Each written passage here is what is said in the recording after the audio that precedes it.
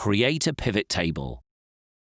Pivot tables are interactive tables that allow you to summarize large amounts of data in a concise, tabular format for easier reporting and analysis.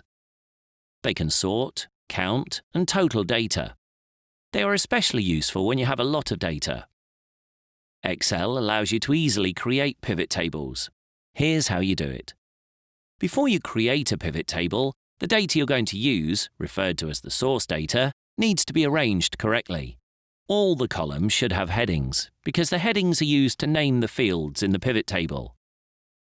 Each column needs to contain the same type of data. For example, text in one column, dates in another.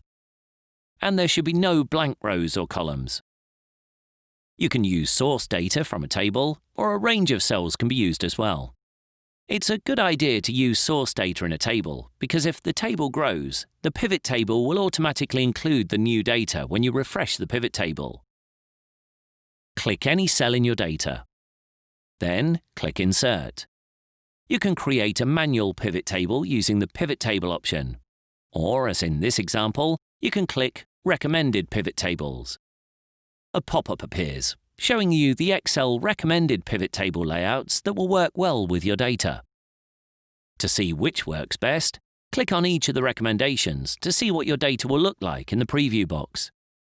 When you've selected the one you want, click OK.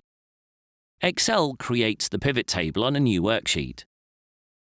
The pivot table fields list appears to the right. These are the fields that have been used to create the pivot table.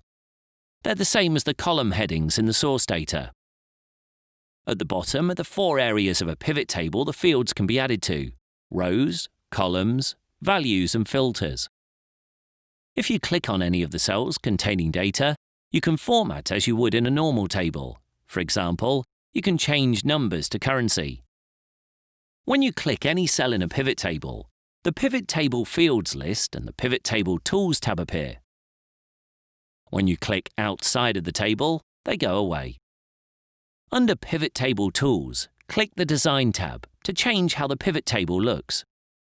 For example, you can add banded rows to make it easier to read across the rows of the pivot table. Or you can select a different style of table. There are many to choose from. Click the style you want to select it. Now you have your pivot table, there are lots of ways you can analyze and sort your data. And this is an introduction to pivot tables. We're not going to cover them all here, but let's look at a simple way you can sort some of your data.